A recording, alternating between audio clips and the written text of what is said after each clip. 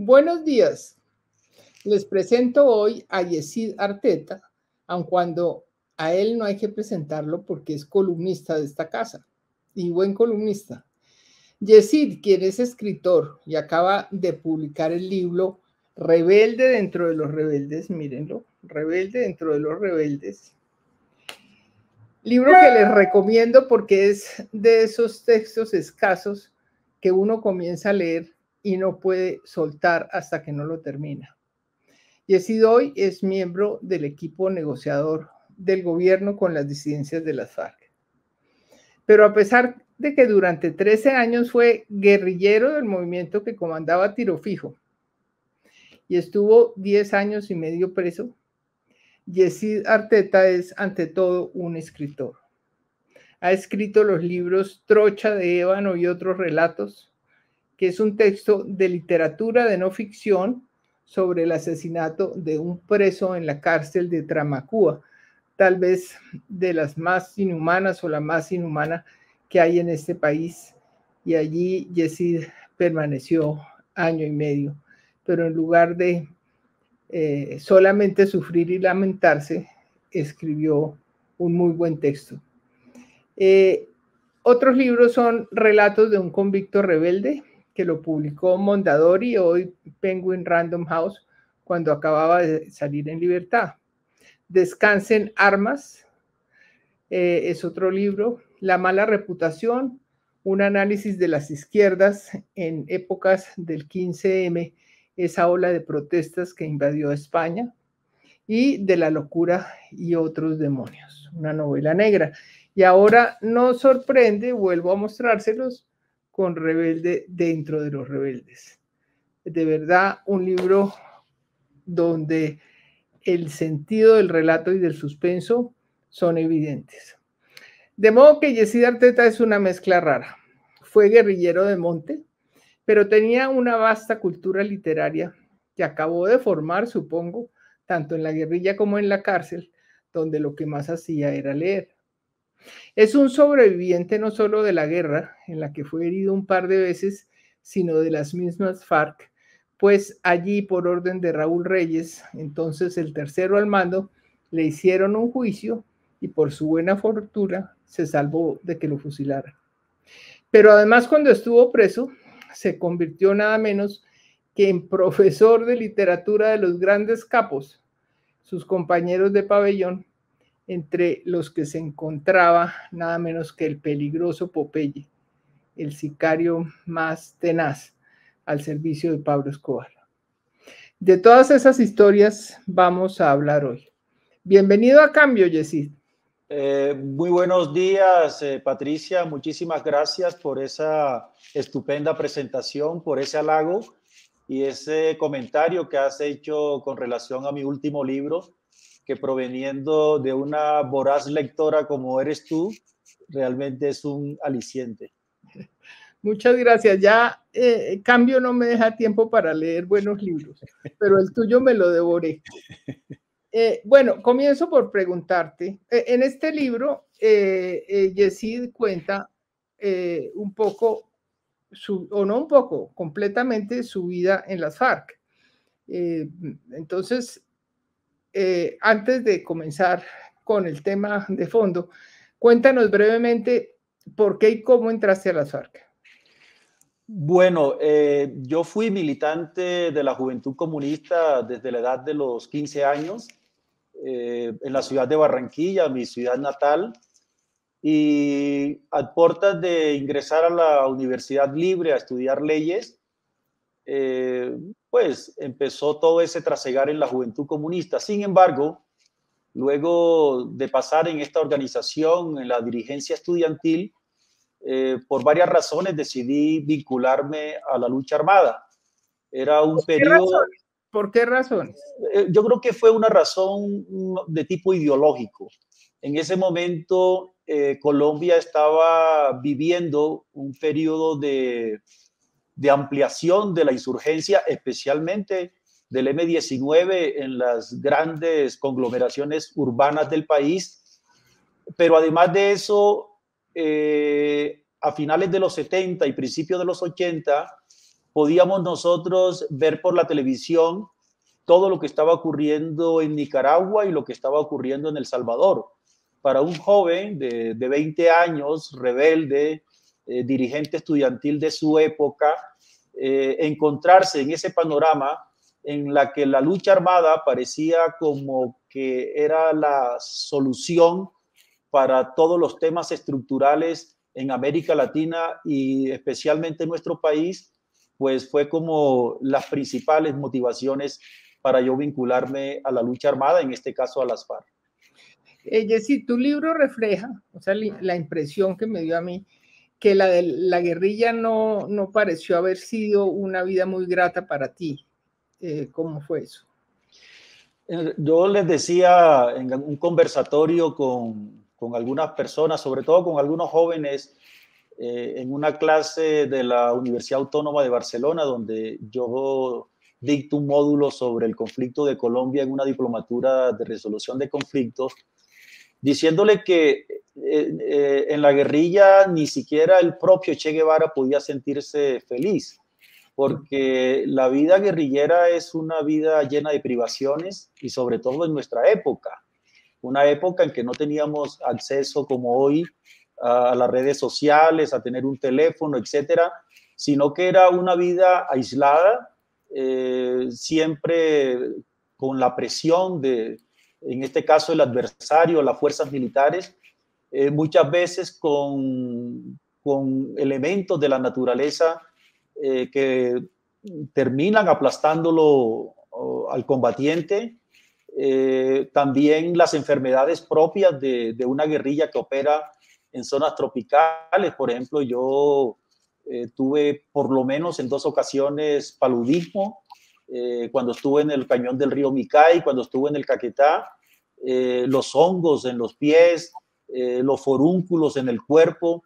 Es decir, es una serie de castigos desde el punto de vista fisiológico, corporal, que unido a esa situación de permanente estrés, porque no sabes en qué momento se va a producir un ataque, en qué momento se va a producir un asalto por parte del adversario, y sumado a que en el caso nuestro, en el caso colombiano, con una topografía muy difícil, con unas montañas muy empinadas. Yo estuve en el departamento de Nariño, donde podía pasar 7, 8, 9 horas subiendo con un equipo de campaña, con un fusil, con proveedores y además de eso el abastecimiento, y en el caso mío llevar además los libros, que era también un peso adicional, y por eso una de las razones por las que la mayoría de los guerrilleros se desprenden de la lectura es precisamente porque es adicionar 1 kilo, 2, 3 a tu ya pesado equipo de campaña. Óyeme, ¿por qué te hicieron un juicio en las FARC? Algunos querían fusilar. Claro, es decir, yo creo que las FARC ha tenido varios momentos. Yo creo que tuvo un momento iniciático en el año 64, esa guerrilla fundada por esos campesinos capitaneados por Manuel Marulanda Vélez, más conocido como Tiro Fijo, y Jacobo Arenas como comisario político. Creo que ahí había un factor subjetivo que motivaba a esos combatientes de la época.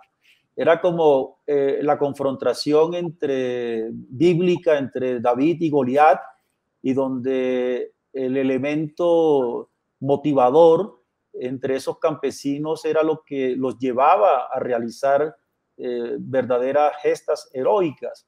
Sin embargo... ¿Y por qué te querían fusilar?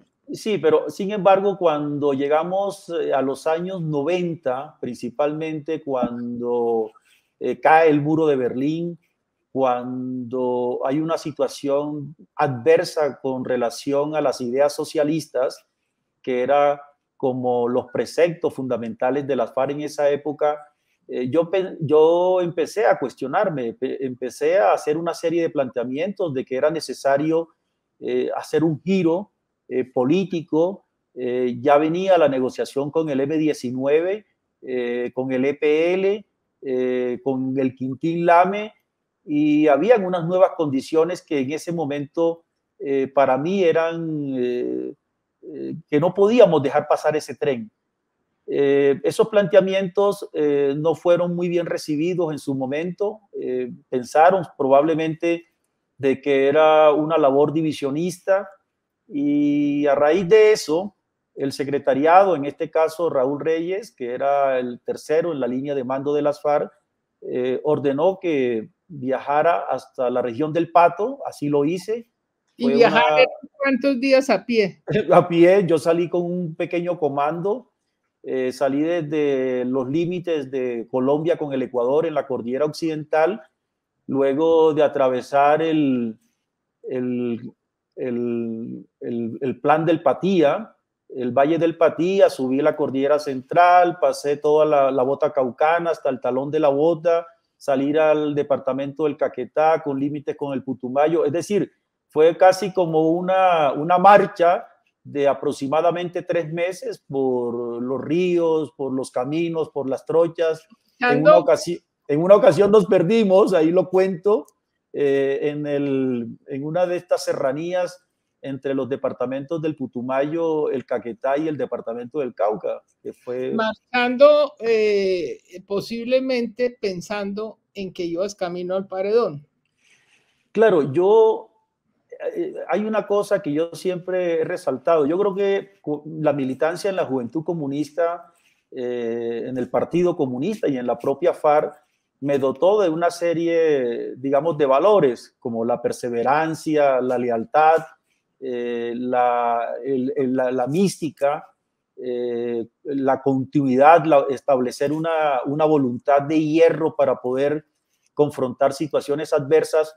Pero hay una parte de esos valores que para mí son los más importantes, que fue lo que me concedió mi madre, que era una maestra de escuela que pereció hace unos años, y mi madre era una mujer momposina, que fue normalista en la Normal de Mompós, y ella era una maestra muy estricta, y esa parte estricta la trasladó a nosotros, a los hijos, y uno de los preceptos importantes era que uno tenía que siempre mantener el decoro, que uno no podía claudicar en las primeras de cambio, que la honorabilidad era importante, y lo que yo fui a hacer en esa travesía de 3 meses y presentarme ante unos miembros del secretariado era cuidar mi honor. Es decir, realmente yo sabía que eso podía tener un desenlace fatal. Pero sin embargo, claro, alguien dirá, pues, pero tú eres un loco. Es decir, ¿a quién se le ocurre? Eso es un disparate en estos tiempos, ir ante las puertas de la muerte para anunciar que aquí estoy, a ver si es el momento el momento supremo del ser humano. Y sin embargo lo hice más por una cuestión de honor. Es decir, yo no había cometido desde el punto de vista de los estatutos, los reglamentos de la FARC, una infracción que me pudiera conducir a un acto, digamos, fatal, sino estaba defendiendo unas ideas, y eso fue lo que hice. El problema fue que comenzaste a pensar diferente y eso no se permitía en ese entonces. Y el pensar diferente, hasta donde entiendo, era pues que pasara lo que pasó después en el 16 y el proceso de paz y la reincorporación a la vida civil. Me imagino que te estabas cuestionando qué hacemos nosotros aquí enguerrillerados mientras el mundo va por otro lado, ¿cierto? Incluso es correcto. Yo me he encontrado, ahora que volví a Colombia, en algunos eventos, en algún tipo de reuniones, en esto de las negociaciones con el Estado Mayor Central de la FAREP, y muchos de ellos me han concedido la razón, pero claro, muchas veces la razón la concede es el tiempo. En el momento ese en que se me estaba juzgando, todo parecía que yo era un díscolo, que era una persona que estaba haciendo un planteamiento que podía romper esa homogeneidad dentro de las FARC, y bueno, pero había que correr esos riesgos y los corrí en su momento. Yesid, pero no te absolvieron, te condenaron. ¿A qué te condenaron? ¿Te perdonaron? Bueno, claro, ahora me río de esto, pero fue un momento, ha sido el momento más difícil de mi vida. Yo creo que ha sido el momento supremo más difícil, porque es cuando te están juzgando tus propios camaradas. Sin embargo, la sanción no fue la ejecución, para ponerle un nombre, el fusilamiento, como se establecen en los reglamentos de las FARC, sino una sanción que consistía en retirarme el mando por un periodo. ¿Tú eras comandante? Sí, yo era comandante de un frente guerrillero. Yo hacía parte de una estructura del Comando Conjunto Occidental. En ese momento tenía un mando y se me retiró el mando por un periodo de aproximadamente 2 años, amén de que se me impuso un tipo de sanción de carácter físico. Es decir, en las FARC no hay sanciones consistentes en el castigo, es decir, no es posible que dentro de las FARC en ese entonces se pudiera infringir un castigo físico a un guerrillero, pero en este caso la sanción física era la de derribar, en este caso, 2 hectáreas de montaña en un lugar de la geografía colombiana, en este caso en el Caquetá, y luego sembrar con alimento. En este caso, me tocó derribar, quemar, como es usual que lo hacen los campesinos. No podía utilizar una herramienta eléctrica, tenía que utilizar un hacha. Por tanto, para una persona urbana siempre fue un poco más dispendioso, pero ya con el tiempo yo me había convertido en una persona que fue aprendiendo los oficios campesinos, como el manejo del hacha, el manejo del machete, saber derribar un árbol, poder rajar una troza de leña, astillarla, construir una caleta. Es decir, todas esas cosas la fui aprendiendo con el correr de los tiempos y en eso consistió la sanción. Yesid, poco tiempo después de eso, tú fuiste capturado, después de un combate muy duro donde te hirieron y llegaste a la cárcel. ¿A qué cárcel llegaste inicialmente? Bueno, a mí me capturaron en Remolinos del Caguán. Bueno, esta población que fue emblemática, sobre todo porque allí fue como el epicentro de la gran colonización del medio, el Bajo Caguán y el río Suncillas. Ahí en una operación militar helicotransportada con un comando de fuerzas especiales de Tolemaida, desembarcaron en 4 helicópteros Black Hawk y un Iroquois que sirve como helicóptero artillado. Bueno, después de un combate fui herido, capturado al día siguiente, fui llevado a la base de la Arandia. Allí, pues, debo reconocer, los miembros de la fuerza pública que estaban allí se preocuparon por mi estado de salud. En el dispensario del batallón me hicieron las curaciones pertinentes y luego me enviaron en un avión a la ciudad de Bogotá, a la cárcel modelo de Bogotá, que en ese momento yo lo describí poco después en un prólogo de un libro de Ginette Bedoya como la manzana más peligrosa del mundo. Sí. ¿Qué año fue ese? Eso fue en julio del año de 1996. Ok.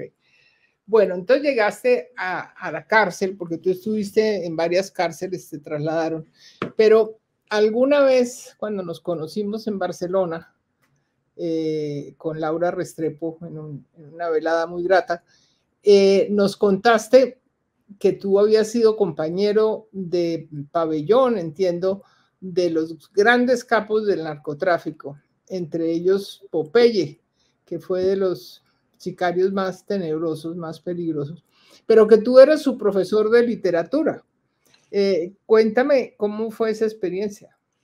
Bueno, fue una coincidencia. Yo estaba en el año 2001 tal vez, en la penitenciaría de alta seguridad de La Picota. De allí me trasladaron hacia la Tramacúa, como se le conoce por los lugareños a la penitenciaría de alta seguridad de Valledupar. Pero ven, te interrumpo un momentico. En el pabellón de alta seguridad de La Picota, ¿con quiénes estabas? Bueno, ahí estaba, podríamos decir, como la florinata de los jefes de los narcotraficantes en Colombia, es decir, la mafia. En esa época se encontraban los dos hermanos Rodríguez Orejuela, se encontraba Jorge Eliezer Asprilla, se encontraba en algún momento Iván Urdinola Grajales, Fabio Ochoa, que después fue extraditado a los Estados Unidos, incluso varias de las personas que habían sido capturadas en unas operaciones que se conocieron como la Operación Milenio. Allí estuve aproximadamente como 1 año y medio. Pero mira una cosa, antes de que sigas, hasta donde yo sé, Gilberto Rodríguez era no solo un tipo muy inteligente, sino inquieto intelectualmente. Él entiendo que estudió filosofía en la cárcel y se graduó de filosofía en la cárcel. ¿Tú, cómo fue tu relación con Gilberto?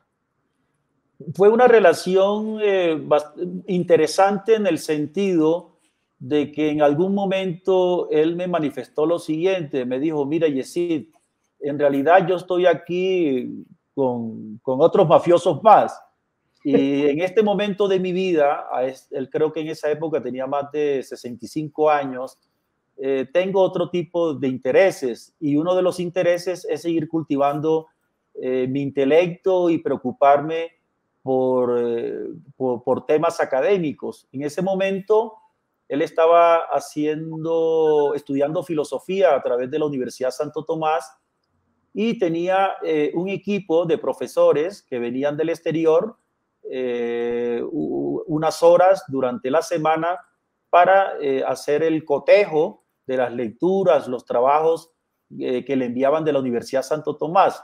Pero en esa actividad, él necesitaba a alguien con quien poder hacer un intercambio académico, un intercambio intelectual, y pues claro, yo era como la persona indicada para eso. Recuerdo yo que en uno de los primeros encuentros, cuando yo recién llegué allí, hicimos un intercambio de libros. Él me regaló en ese momento Vigilar y Castigar de Michel Foucault, y yo en ese momento tenía el libro de Samuel Huntington sobre el choque de civilizaciones, que me lo había regalado una estudiante de ciencias políticas de la Universidad de los Andes. Ese fue un primer intercambio en la que yo le hice una pequeña dedicatoria y él lo hizo con el otro libro. Fue, yo creo que una relación principalmente de intercambio académico, cultural, porque bueno, ya sus asuntos obviamente de otra naturaleza, pues seguramente los miraba con las personas que allí lo acompañaban. Pero digamos, en esos momentos de diálogo, ¿no te habló Gilberto de todos esos políticos a los que él les ayudó, les dio dinero y después le dieron la espalda?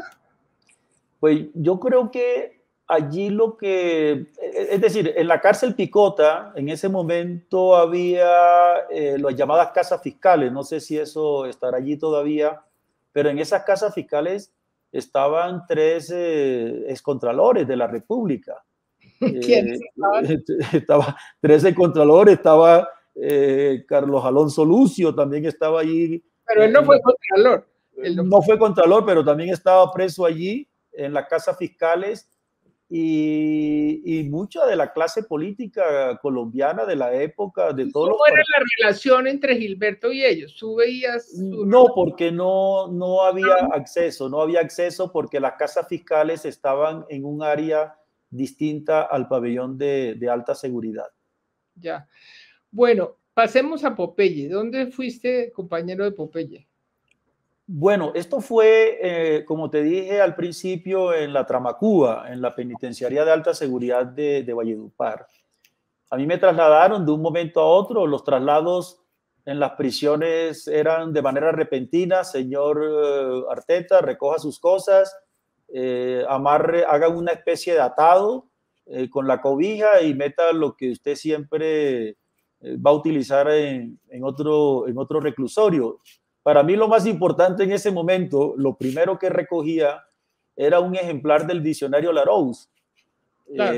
que para mí era como el Google de la época, o la enciclopedia en la que yo podía realizar cualquier consulta. Recuerdo, y esto te lo digo de manera anecdótica, en algún momento que fui a París, al cementerio de Montparnasse, y ahí está precisamente la tumba de Larousse.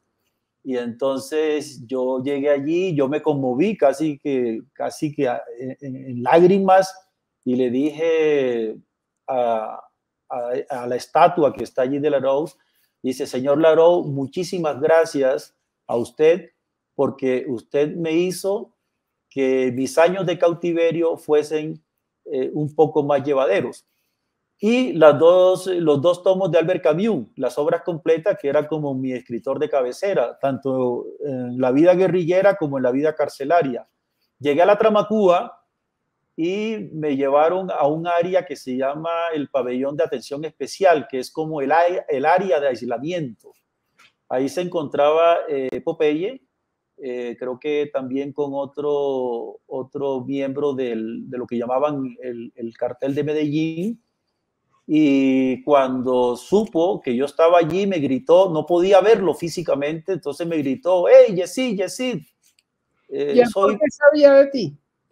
Bueno, porque yo fui presidente de la Mesa Nacional de Trabajo, que fue una instancia carcelaria que se creó durante las revueltas que hubo en las prisiones, en las penitenciarias de Colombia en los años 97, 98, por el tema del hacinamiento.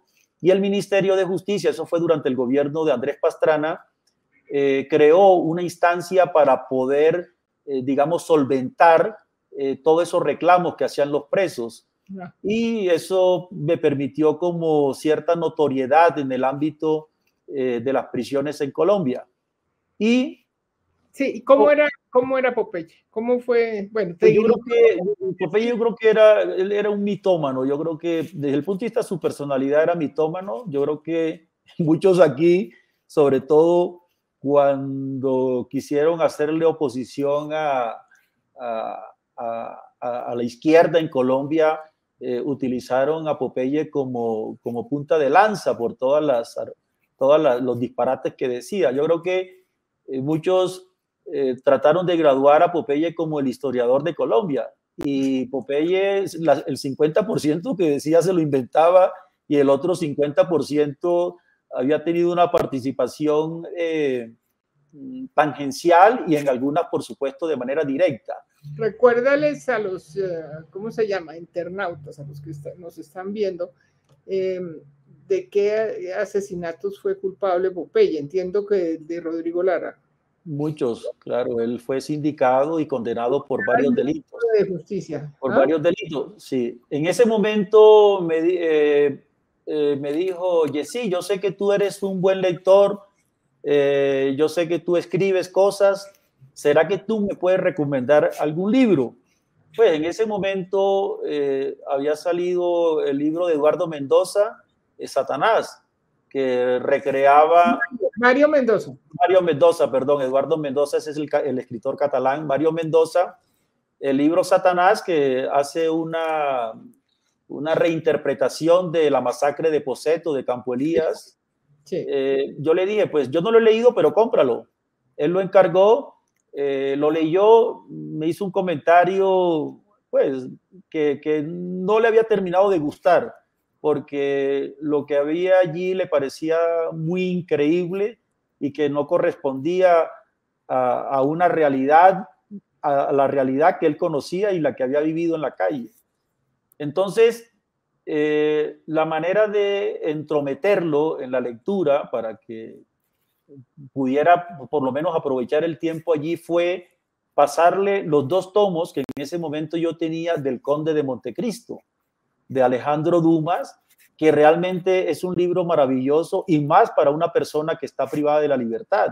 porque es una especie de liberación mental subjetiva que se realiza después de pasar por los capítulos de Edmond Dantes, del Conde de Montecristo, de todo ese ejercicio de la venganza contra todos aquellos que le propiciaron el mal, que lo llevaron a la prisión, y quedó enganchado, tanto así que en una ocasión, creo que fue el periódico El Colombiano, fue a hacer un reportaje a la Trama Cuba, y ahí estaba Popeye, y le preguntaron, Popeye, ¿y usted qué está haciendo ahora? No, estoy dedicado a la lectura, y le mostró uno de los tomos del Conde de Montecristo, y de ahí se enganchó a la literatura. Entonces yo le iba haciendo como un listado de libros para que encargara, de paso pues yo también los aprovechaba, y pues yo creo que ahí en esos sistemas de prisión, de aislamiento, yo creo que muchos presos encontraron algún tipo de redención, otros seguramente para desarrollar una mayor imaginación o incluso ampliar sus conocimientos para seguir ejerciendo el crimen, pero en términos generales creo que para muchas personas la lectura ha sido un buen aliciente. De hecho, cuando yo estuve en la ciudad de Barcelona, pensando de que era necesario que una prisión como la Tramacuba tuviese una buena biblioteca, yo, a través con una escritora catalana, Lolita Bosch, hicimos una gestión con el maestro Juan Marcé, que pereció hace aproximadamente unos 2 o 3 años y que fue príncipe de Asturias y que también ganó el premio Cervantes, uno de los mejores escritores españoles del siglo pasado y de este siglo. Y fuimos a la casa del maestro Marcé y le pedimos, maestro, ¿será que es posible que usted nos apadrine para recoger unos libros y dotarlo a una prisión en Colombia? Y él dijo, con mucho gusto. Y vengan la próxima semana, yo voy a elaborar una lista con los libros que debería medianamente tener una biblioteca en una prisión. Y dicho y hecho, a la semana volví con Lolita Bosch y ya él había hecho la lista y la hizo sorprendentemente a mano. Yo tengo el original de esa lista, y con esa lista fuimos a las principales editoriales. Claro, una lista hecha por el maestro Marcé casi era como una orden para las editoriales, y en un abrir y cerrar de ojos conseguimos todos los libros. Y esos libros llegaron a la penitenciaría a través del cónsul en esa época de la ciudad de Barcelona, y posteriormente recibí un reconocimiento por parte del director del INPEC, un general retirado, diciendo que los libros habían llegado a buen recaudo. Entonces, pues yo creo que la literatura es importante para la evasión de una persona que está privada de la libertad. Bueno, yo podría quedarme hablando contigo de literatura horas enteras, pero vamos a avanzar para hablar un poco de la coyuntura. Antes vamos a contar que Jesse planea hacer una trilogía. Ya salió este primer libro, ahora está trabajando un libro sobre su etapa en la cárcel y luego sobre su etapa ya en libertad.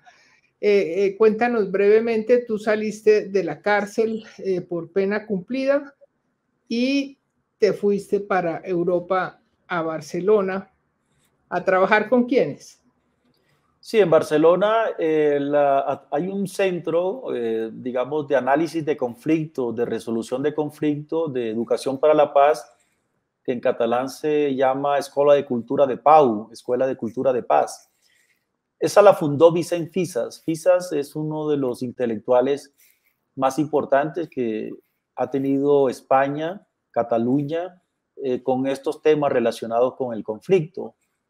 Conflictos internacionales y conflictos internos.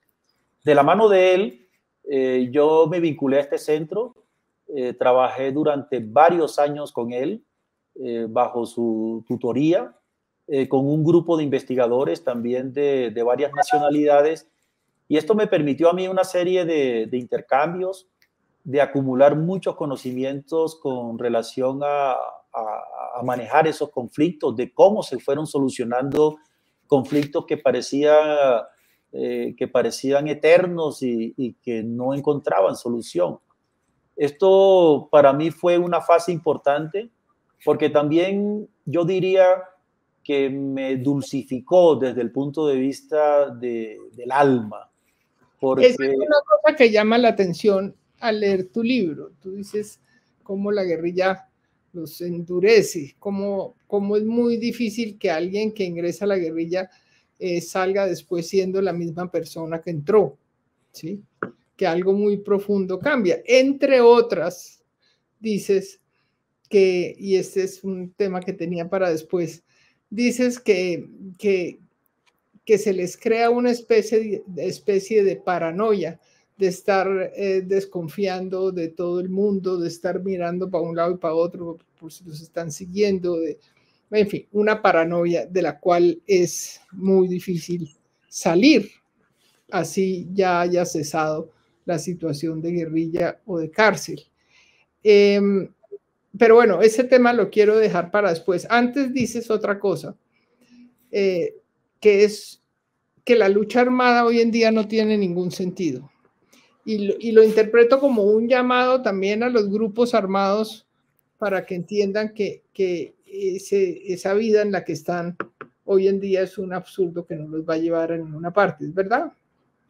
Es cierto, mira, yo creo que dentro de las negociaciones de paz en Colombia, creo que las dos más importantes fueron, digamos, con las guerrillas, no con los grupos paramilitares, sino con las guerrillas propiamente.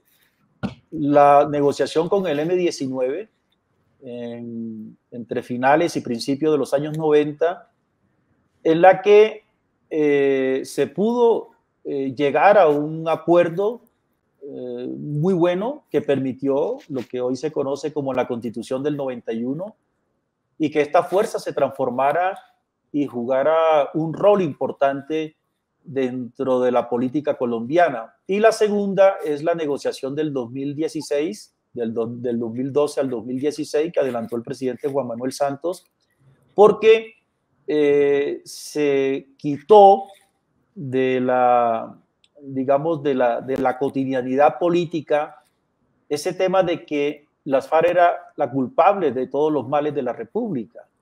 Resuelto ese tema, resuelto ese tema, esto permitió que afloraran los grandes temas del país. Y es ahí donde aparecen figuras ya descollantes en sí mismas como Gustavo Petro, otros dirigentes como Iván Cepeda, dirigentes feministas de mucha catadura, dirigentes estudiantiles que luego han empezado a jugar un papel importante dentro de la izquierda colombiana. Esos dos grandes momentos son los que han permitido que la política de Colombia haya evolucionado desde el punto de vista progresista y que se haya roto la hegemonía de los dos grandes partidos tradicionales. Entonces, hoy día, levantar un arma y más en un gobierno de izquierda, realmente para mí no tiene absolutamente ningún sentido. En primer lugar, porque no es posible, incluso ya ni siquiera la propia FARC tenía la capacidad de resolver la toma del poder a través de la lucha armada. Sin embargo, hoy día hay personas que insisten en ello. Yo creo que es una posición errática, porque lo que hay es una reproducción de la violencia, y entre más violencia hay un cansancio, un agotamiento de la sociedad, y sobre todo en las regiones donde el conflicto y la guerra se vive en primera persona, incluso ni siquiera una guerra contra el Estado, una guerra contra las fuerzas militares, sino que son muchas actividades o acciones en las que se castiga a la propia población civil, a la que se acusa de estar simpatizando o trabajando para uno u otro bando. Me parece que esa posición no es correcta hoy día. Tú eres miembro del equipo negociador del gobierno con las disidencias de las FARC. Ese tema, visto desde afuera, parece muy difícil. Camilo González dijo en estos días, pues, que se está negociando, digamos, con las disidencias de Catatumbo y de Caquetá, y que ve difícil que se negocie con las de Cauca, que ojalá se haga, pero lo ve difícil. ¿Tú cómo ves ese tema? ¿Qué va a pasar ahí? ¿Va a haber paz con dos grupos y los otros quedarán en guerra? ¿Qué va a pasar? Bueno, el historial de los procesos de paz en Colombia han sido siempre sectoriales. Yo recuerdo cuando pertenecía a las FARC que estábamos unificados o coordinados en lo que se conoció en ese momento como la Coordinadora Guerrillera Simón Bolívar, de la que hacía parte también el M-19. Sin embargo, hay un momento en que el M no ve que el tema de las armas sea la ecuación para resolver los temas de la política, los temas de la sociedad colombiana, y se margina y inicia un proceso de paz. Y ese proceso de paz para mí fue exitoso. Inmediatamente se produjo otro proceso con el EPL, no con todo el EPL. Es decir, a Francisco Caraballo, los frentes que operaban en Córdoba, Urabá, Antioquia, le dieron como una especie de coup d'etat, y eso hizo que se negociara con esa parte del EPL. Luego hubo una negociación también fraccionada con la corriente Renovación Socialista, que por supuesto también fue exitosa. Entonces, si hoy día es posible llegar a un tipo de acuerdo o encarrilar una negociación con una parte de los grupos alzados en armas, pues bienvenida sea. Porque, menos muerte, menos víctimas. Claro, y ofrecer algunas oportunidades. Hoy día estamos hablando, y en eso Camilo González ha sido reiterativo, lo mismo que Oti Patiño, estamos hablando de una paz territorial. Yo creo que hablar de una negociación de todo lo que es el modelo económico, político y social del país no tiene sentido, porque el acuerdo del 2016, oye bien Patricia, el acuerdo del 2016 entre la FARC y el presidente Santos es realmente, para un país como Colombia, es toda una revolución. Claro. Es decir, es realmente, es todo el programa de la socialdemocracia en el mundo. Si Colombia lograra siquiera acercarse en un 50% a ese pacto del 2016, estaríamos hablando de una sociedad abierta y democrática. Pero como hay esos egos en toda esta gente tan difíciles, entonces a los del ELN les parece que todo lo que se negoció con las FARC no puede negociarse con ellos, y me imagino que a los otros también, y así, entonces este país. Es un techo muy alto, es decir, es que el acuerdo del 16 es un techo altísimo, Patricia. Es decir, hacer algo de ahí hacia arriba, es que yo no lo veo por ningún lado. Ahora, el gobierno lo que tiene que hacer es cumplir con ese acuerdo. ¿Sí? Es correcto. Y Oti Patiño lo ha dejado ver incluso a las propias organizaciones que ahora están levantados contra el Estado.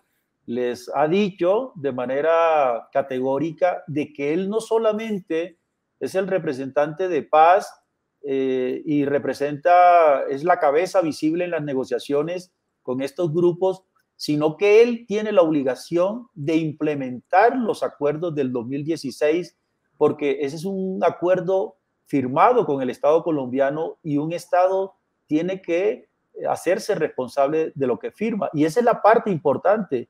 No tanto es firmar papeles y llenar folios y folios de transformaciones. Lo más importante es aplicar, implementar. Esa es la llave maestra para que un país pueda alcanzar un acuerdo de paz real.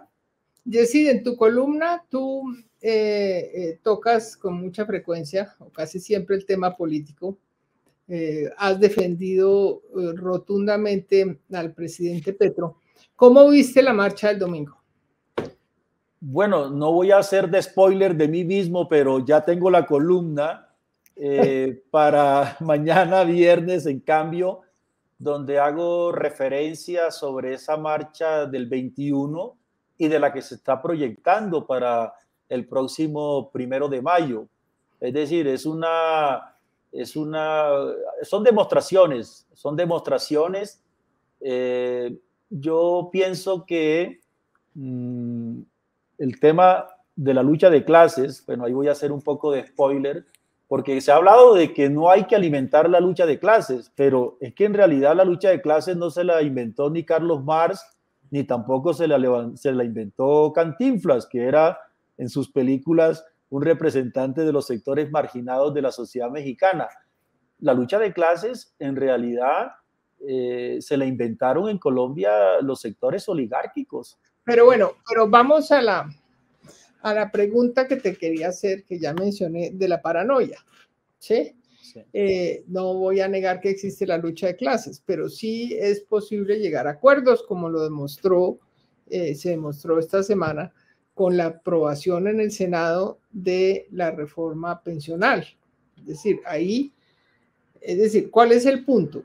Si un gobierno tiene la mayoría, pues puede hacer lo que se le da la gana, que no es el caso, porque Petro no tiene la mayoría en el Congreso. Entonces, para poder hacer unas reformas, tiene que hacer alianzas. Y para que pasen las reformas, tiene que transar algunas cosas. Entonces, de pronto no se hará el 100%, pero el 80%, el 70% se hará. Entonces, digamos que esa interpretación de que todos están contra mí y que me quieren tumbar, que me quieren matar, no obedecerá un poco a esa paranoia medio incurable de los excombatientes, como fue él, o es él.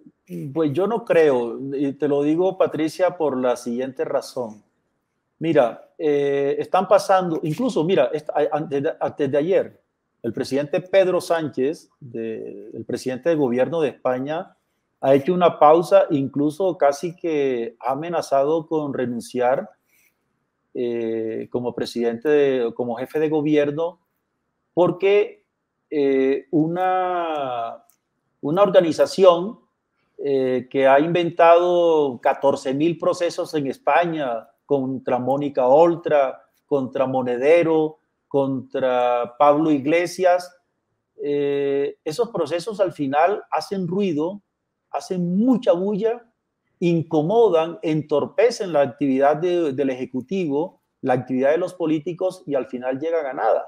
Tenemos el caso, entonces claro, yo creo que las razones de Petro, su desconfianza, yo no creo que es de esa paranoia, yo creo que tenemos en América Latina, es que casos muy recientes como el de Lula, como el de Pedro Castillo, o como el mismo caso de Zelaya en Honduras, o incluso el impedimento que se le hizo desde el punto de vista, entre comillas, legal al presidente Arévalo para que se posicionara como jefe de Estado en Guatemala. Pero decir, cosa, ya sí, que hablas de Lula, no sé si conoces el discurso que pronunció aquí con motivo de la Feria del Libro en la reunión de empresarios brasileños y colombianos en la que estaba el presidente Petro, un discurso espectacular donde sale su posición de hombre de izquierda, pero también su claridad de que se necesita a los empresarios, que lo fundamental es darles seguridad jurídica, digamos, y seguridad fiscal. En fin, es un discurso que bien vale la pena oír varias veces, no solo por parte del presidente y los petristas, sino también de los empresarios, porque no se trata de estar de un lado o de otro, sino de hacer que los países avancen. Entonces, a mí personalmente, y así mucha gente, esa posición de dividir el mundo entre amigos y enemigos me parece que no es buena y no avanzamos. Se puede avanzar mucho más si somos capaces de llegar a acuerdos. Por ejemplo, el poder constituyente. ¿Qué es el poder constituyente? Del cual se habla y habla el presidente hoy en día. Sí, lo que pasa es que eso se lo han tomado, ese planteamiento se lo han tomado literalmente. Es decir, La idea de lo que se llama el poder constituyente es un planteamiento que lo han desarrollado varios ideólogos, incluso Tony Negri, sobre el poder constituyente. Bueno, Negri murió el año pasado, que tiene que ver más como un estado de ánimo, como una situación en la que las distintas organizaciones sociales, las instancias políticas se ponen en un momento constituyente, que eso no signifique que de la noche a la mañana nos vamos a encontrar con una Asamblea Nacional Constituyente en el sentido estricto de la palabra, sino un estado de ánimo, una presión social que se da en muchas instancias que va llevando a los operadores políticos a tomar cartas en el asunto y realizar las transformaciones legislativas que son necesarias para resolver todas las asignaturas pendientes que hay en el país. De acuerdo, pero ¿qué nos puede pasar? Digamos, por ahora, según esa idea del poder constituyente o de las masas en la calle, uno ve que hubo una manifestación gigantesca, vendrá otra manifestación gigantesca, supongo yo, el 1 de mayo, entonces, pues a ver cuál de las dos fue más grande. Eso es una pelea que me parece que no tiene mucho sentido. Digamos, la salida, a mi juicio, es lo que plantea Iván Cepeda, regresar a esa idea de Petro, del gran acuerdo nacional, y no dividir, y, entre otras, 2 o 3 días antes de la posesión, él hizo una reunión de un sector de gente, y ahí había empresarios, gente de izquierda, gente de centro, en fin, académicos. Y ahí lo que dijo es que su sueño era, al terminar su mandato, no entregar 2 Colombias, sino una. Que en ese momento había 2 Colombias y que él aspiraba a entregar una. Entonces yo siento como si se estuviera saboteando muchas veces a sí mismo. No, mira, sobre el tema empresarial, es decir, creo que en estos tiempos, incluso en los propios diálogos que nosotros hemos tenido con los que siguen echando los tiros en el campo colombiano, se habla del empresario, se habla de la actividad empresarial. Incluso antes, las propias guerrillas eran renuentes cuando se mencionaba el tema empresarial. Hoy día, obviar el tema empresarial es un disparate, es una locura. Incluso hoy día encontramos en Colombia, pienso yo, un nuevo tipo de empresarios, empresarios que vienen de otras escuelas, mucho más jóvenes, que han recorrido un más mundo. Muy dispuestos a ayudar si los dejan. Y lo están haciendo, y lo están haciendo. Es que lo están haciendo. Nosotros, dentro del trabajo que hemos estado realizando a través de la comisión, nosotros no somos ejecutores, pero sí hacemos mediación. Nos hemos encontrado con empresarios, incluso de La Palma, empresarios del sector del cacao, empresarios del café, que están en una plena disposición de hacer un tipo de empresa que difiere con esa empresa de modelo antiguo donde todo es para el empresario y muy poco para los trabajadores. Entonces, hoy hay una actitud diferente. Yo me he encontrado con empresarios jóvenes del Valle o de la costa atlántica, incluso de aquí de Bogotá, que tienen una visión diferente de lo que son los modelos empresariales. De eso no hay ningún tipo de discusión. Es decir, en este momento, hacer un planteamiento contra la inversión, contra el empresariado, no tiene ningún tipo de recorrido. Pero hay que darle seguridad jurídica a los empresarios y al país. Un ejemplo clarísimo. Se aprueba el proyecto de reforma pensional. La ministra de Trabajo, que es una mujer inteligente, amable, hábil, que logró acuerdos, etcétera, habla de lo que se aprobó, que será a partir de los 2 años y 1/3 que se podrán pasar al otro sistema. Y sale el presidente anoche a decir que él va a proponer 4 años. Entonces, ¿en qué quedan los acuerdos? ¿Sí? Ese es un tema difícil, pero bueno, el tiempo se nos está agotando. Y quiero hacerte una última pregunta, Jessy. Sí, dime. ¿Tú qué le aconsejarías al presidente Petro?